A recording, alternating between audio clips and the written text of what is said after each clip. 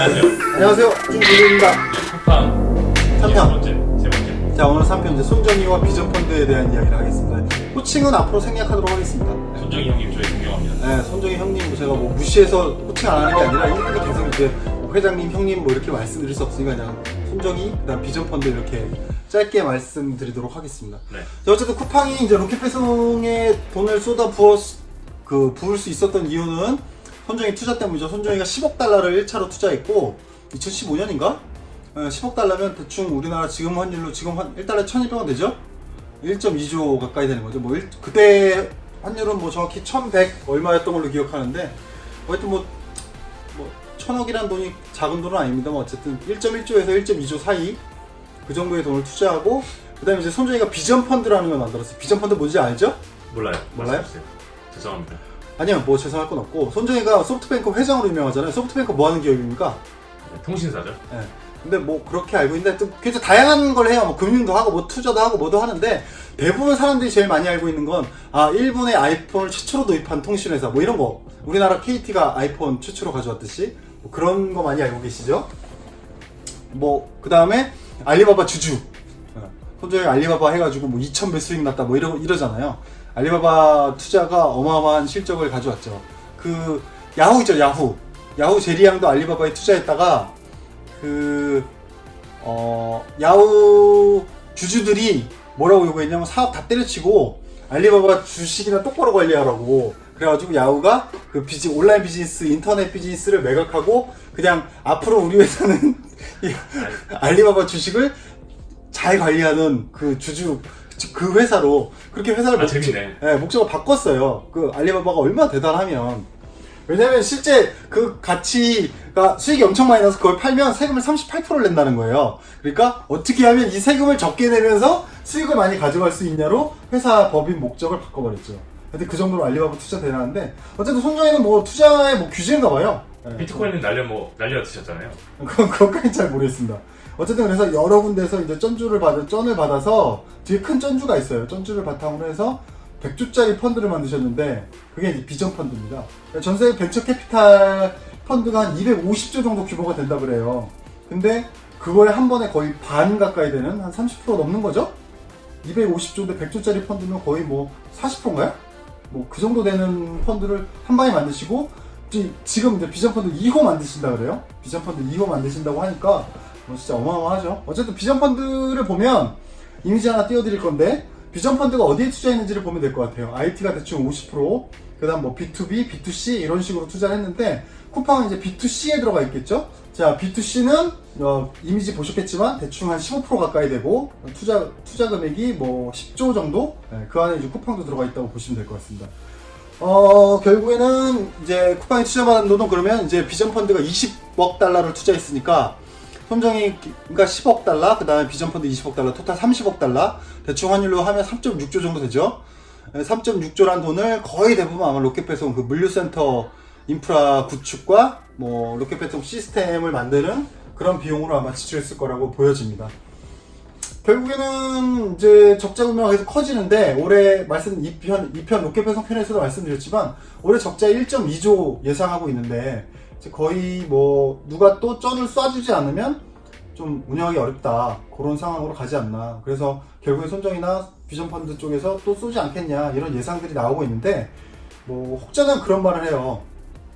야, 이거는 손정희가 대한민국 국민들에게 쏴준 추경이다 이런 얘기를 해요. 그러니까 무슨 말이냐, B2B 기업이 적자를 내면 뭐 그거야 뭐 기업의 문제인데 B2C 기업, 쿠팡은 B2C 기업이잖아요. 비즈니스 투 커스터머. B2C 기업이 적자를 내면 그 혜택은 사실 다 소비자들이 온전히 누리는 게 아닌가. 그러니까 손정희가 대한민국 국민들에게 쏴준 추경이다 그런 농담을 하기도 합니다. 뭐 그럴 수도 있겠고. 돈이 들어왔으니까요. 예, 그럴 수도 있겠고. 근데 어쨌든 간에 이제 이게 쿠팡이 만약에 그러면 결국에는 이런 상황을 면피하려면 면피란 표현은 좀 그렇고 이런 상황을 돌파하려면 그렇죠. 돌파하려면 결국엔 턴어라운드 해야 되잖아요. 적자에서 흑자로 돌아서는 걸 턴어라운드 한다고 하는데 턴어라운드 해야 이런 상황에서 이제 벗어날 수 있을 텐데 돌파할 수 있을 텐데 문제는 비슷한 비즈니스를 운영하고 있는 타 업체를 보면 쿠팡이 과연 어떻게 될지를 대충 또 예측해 볼 수 있잖아요. 그죠? A, B, C, D 경쟁하는 업체들이 특출나게 한 업체가 뭐 있는 경우도 있습니다. 애플처럼 뭐 그런 경우가 있긴 있습니다만 대부분 업계에 어떤 평균이라는 게 흐름이라는 게 있잖아요. 그러면 이제 쿠팡이 턴어라운드를 만약에 하게 되면 어떻게 될까? 그러면 주변에 비슷한 비즈니스 하고 있는 뭐 티몬, UF 뭐 이런 회사들을 봐야 되겠죠? 이베이 코리아, 뭐 11번가 이런 회사들 봐야 되겠죠? 근데 아까 말씀드렸듯이 이베이 코리아 매출이 거래액은 17조, 매출은 9,500억에 수익은 500억 수준입니다. 500억, 영업이익 500억. 자, UF 같은 경우 거래액이 5.2조, 적자가 영업적자가 390억이에요. UF 같은 회사는 아마 제가 볼 때는 판관비 좀 줄이고 약간 쥐어짜고 프로모션 줄이고 뭐 이런 식으로 하면 제가 볼 때 턴어라운드 가능하다고 봅니다. 쿠팡도 비슷하게 적자 비용 엄청 큰 건 물류센터랑 풀필먼트라고 하거든요. 풀필먼트가 뭐냐면 배송을 이제 처음부터 끝까지 다 하는 거를 풀필먼트라고 해요. 그러니까 우리가 흔히 말하는 물류, 로지스틱스 이런 거는 이제 큰 회사, B2B 개념으로 큰 물류 창고에다가 물건을 보관하는 개념인 거고, 풀필먼트는 쿠팡처럼 소비자에게 직접 배송하는 거를 물류센터에서 하나씩 꺼내와서 하는 그런 거를 풀필먼트라고 하거든요. 그러니까 쿠팡은 풀필먼트하고 배송, 실제로 뭐 어떤 그 쿠팡맨하고 뭐 그 배송 차들 이런 거 하는 인프라 비용들이 많이 들었겠죠? 그런 것들 다 매각하고 이제 풀필먼트를 안 하게 되면 비용이 굉장히 줄어들 거 아니에요. 그죠? 그러면 턴어라운드를 할 수도 있겠죠? 아까 얘기했죠. UF도 5.2조 거래액에 390억 영업 적자인데 턴어라운드 할 수 있다고 저는 봅니다.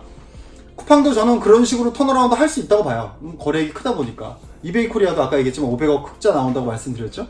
근데 문제는 과연 턴어라운드 하면 얼마를 턴어라운드 할 수 있을까? 저는 몇백억 수준 턴어라운드 가능하다고 봅니다. 그러면 여태까지 쿠팡이 손정희한테 투자받은 거 1.2조, 비전펀드에서 투자받은 거 2.4조, 그 다음에 그 외에도 쿠팡이 투자 굉장히 많이 받았어요. CGA, 뭐 CGP 뭐 이런 식으로 해갖고 쿠팡 받은 거 다 합치면 그것도 한 4천억, 5천억 될걸요? 그럼 4조 정도의 투자를 받았는데 여태까지 4조 정도의 실탄을 다 이렇게 투자를 하면서 여태까지 끌고 왔는데 4조의 실탄을 다 쓴 상황에서 영업 흑자 턴어라운드 냈다고 하면서 저희 300억 흑자 냈어요, 500억 흑자 냈어요. 이게 의미가 있을까요? 조 단위를 이미 다 투자해가지고 조 단위 손실을 다 봤는데 갑자기 턴어라운드에서 와 저희 300억 흑자 났어요, 와 이게 의미가 있을까요? 누가 그걸 좋아할까요? 네. 그러니까 결국에는 그 요즘 가장 유행하는 그 곽철용의 묻고 더블로 가, 그럴 수밖에 없는 상황이 되는 거예요. 그러니까 손정이나 비전펀드는 나쁘게 말하면 어떻게 보면 코가 낀 거고, 뭐 좋게 말하면 나중에 진짜 쿠팡이 우리나라 온라인 이커머스를 다 장악해서 알리바바처럼 그 어마어마한 수익을 볼 수도 있겠고, 뭐 미래는 어떻게 될지 모르죠. 어쨌든 손정이나 쿠팡 입장에서는 손정이나 비전펀드 입장에서는 3.6조를 다 손실 처리할 게 아니면 아까 말했지만 계속 투자를 해줄 수밖에 없는 좀 그런 상황이 아닌가. 그래서 우리 쿠팡 세 번째 얘기, 손정희와 비전펀드 그 얘기를 한번 하고 넘어가야 될 것 같고, 자 다음에 4편 마지막으로 쿠팡의 그럼 전략. 이제 1편, 2편, 3편은 저 최대한 개인적인 어떤 뇌피셜이나 제 개인적 의견 같은 건 최대한 좀 이렇게 자제하고 어떤 객관적인 데이터, 신문 기사에 나왔던 것들, 수치적인 부분들, 그런 부분으로 말씀드렸던 거고, 4편은 아마 그런 객관적인 데이터들보다는 제 개인적인 뇌피셜이 좀 주가된 그런 내용이 되지 않을까 그렇게 생각합니다. 자, 4편에서 뵙겠습니다. 여러분 안녕. 손정희 형도 안녕히 주무십시오. 네, 안녕.